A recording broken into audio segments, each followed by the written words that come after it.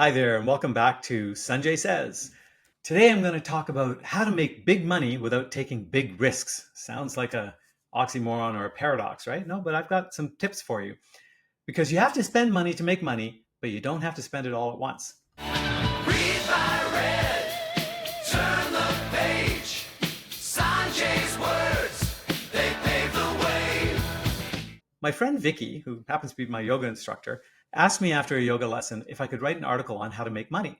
Before I could say anything, she added, I know you take risks, and I know I'll have to take a risk if I want to expand my business, but how do I get over my fear of risk? Well, and then she interrupted. And don't give me advice that requires a lot of money. I don't have $500,000 lying around to invest in my business. In fact, nobody who reads an article on how to make money has any money. Okay, now go ahead. I took a breath and I waited. She just looked at me. So, okay, safe to go ahead. I finally said, okay, I'll give you a preview of what this article might look like. The trick is not taking big risks at all. Most of the things you're going to try will fail. 95% of everything you do is going to fail. Make lots of little mistakes. And when something works out, then you spend a lot of money on it when it's already de-risked. And I told her this story. I founded a company called Simply Audiobooks, which was an okay name, but what I really wanted was audiobooks.com, the number one result that came up when you type audiobooks into a search engine. The problem was that the guy who owned it, Tommy, wanted $1 million for the domain so he could buy a boat and sail around the world. I wanted to help Tommy get his boat, but damn, that was a lot of money for 13 letters and a dot.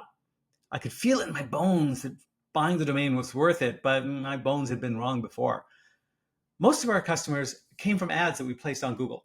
If you typed audiobooks into a search, our ad would show up at the top, but it was an expensive ad to run, and Google varied the price based on the quality of the result, how appropriate the advertised site was to the product being advertised. And you can't get any better than an ad for audiobooks going to a site called audiobooks.com. So my marketing department ran an unusual experiment. We set up an ad campaign that would advertise audiobooks and send them to our competitor's site, audiobooks.com. Since we didn't control his site, we wouldn't have access to any data on how many people bought anything, but it wasn't going to be too much different from our own site. And we would get data on how expensive the ads were on Google relative to our own ads, which were sending people to the less desirable simplyaudiobooks.com. Tommy didn't know why we were sending customers to his site, but he was a suspicious guy, and he figured we were up to no good, maybe trying to crash his site, too much traffic. He tried to get Google to shut down our experiment, but Google's response was, sir, they're not doing anything illegal. They're helping you. Yeah, Tommy, I'm helping you get your damn boat. Back off. We ran the experiment for a few days, and the results were clear. Advertising was 50% cheaper for the premium site. Our ad budget was over $1 million a year. That meant we would save $500,000 a year by becoming the masters of Tommy's domain. We bought audiobooks.com for $1 million. Tommy got an 80-foot catamaran, and my company was sold a few years later for north of $50 million. The cost of the experiment, $1,000. When you're contemplating a big decision, think about what the smallest, cheapest experiment is that you can run that will give you information on the larger decision. Another test we ran at audiobooks was shortly after we launched.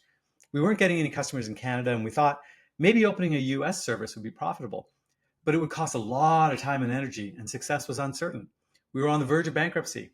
What could we do? I came up with an experiment. Our operations manager objected to my plan, saying it was somewhere between deceit and outright fraud. Welcome to entrepreneurship, I said, and I created a fake web page offering our service in the US. On the first day, we got 8 customers. The next day, we got 9 customers. The day after that, we shut down the fake page. I apologized to 17 people, and we raised $500,000 to enable us to stay in business and open a US office. The cost of the experiment was $150. There are many ways to run cheap experiments. A fake web page, a Google survey, split testing price plans, reference checks, a smaller dose. Be creative, be cheap. Go on a coffee date before dinner and a movie. Go on a trip together before moving in. My parents used to tell me to be wary when a new friend became too close too fast. My parents used to tell me to be wary when a new friend became too close too fast. Their phrase was, friends you make quickly, you'll lose quickly. And this is just one more representation of the principle that you should take small risks before you take big ones. I haven't always followed their advice because I'm dumb like that. As a result, I've been betrayed at times, always because I trusted someone I had met only recently instead of allowing the relationship to deepen first.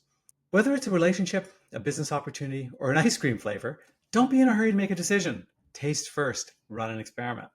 Taking small steps before big steps is something I know, but it's hard to remember sometimes. My biggest loss ever was buying a stock just before it went public because I thought I was getting a legal insider deal. I had never bought a pre-public offering stock before, and I didn't know everything I should have known about lockup periods and price patterns. I lost $5 million on a single trade because I got excited and I couldn't bear the thought of experimenting first.